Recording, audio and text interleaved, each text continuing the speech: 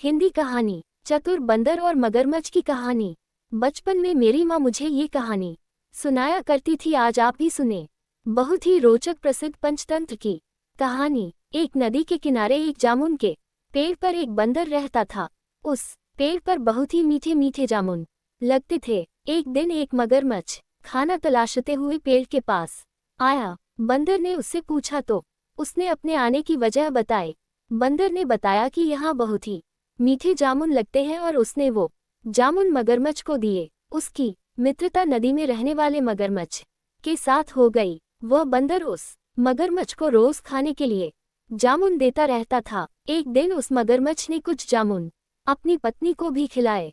स्वादिष्ट जामुन खाने के बाद उसने ये सोचकर कि रोजाना ऐसे मीठे फल खाने वाले का दिल भी खूब मीठा होगा, उसने अपने पति से कहा कि उसे उस बंदर का दिल चाहिए और वो इसी जिद पर अड़ गई। उसने बीमारी का बहाना बनाया और कहा कि जब तक बंदर का कलेजा उसे मिलेगा वो पाएगी। पत्नी की जिद से मजबूर हुए मगरमच्छ ने एक चाल चली और बंदर से कहा कि उसकी भाभी उसे मिलना चाहती है।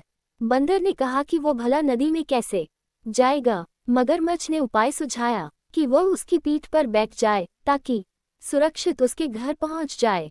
बंदर भी अपने मित्र की बात का भरोसा कर पेड़ से नदी में कूदा और उसकी पीठ पर सवार हो गया।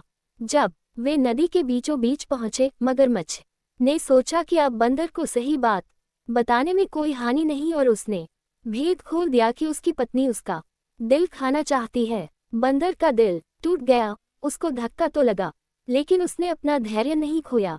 बंदर तपाक से बोला, ओह मेरे मित्र, तुमने ये बात मुझे पहले क्यों नहीं बताई, क्योंकि मैंने तो अपना दिल जामुन के पेड़ में संभाल कर रखा है।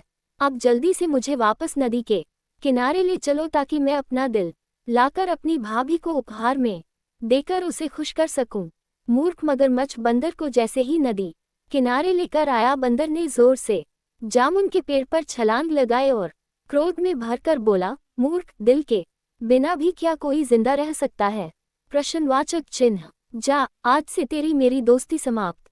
सीख। इससे पहले यह सीख मिलती है कि मुसीबत के क्षणों में धैर्य नहीं खोना चाहिए और अनजान से दोस्ती सोच समझकर करनी चाहिए। दूसरे, मित्रता का सदैव सम्मान करें।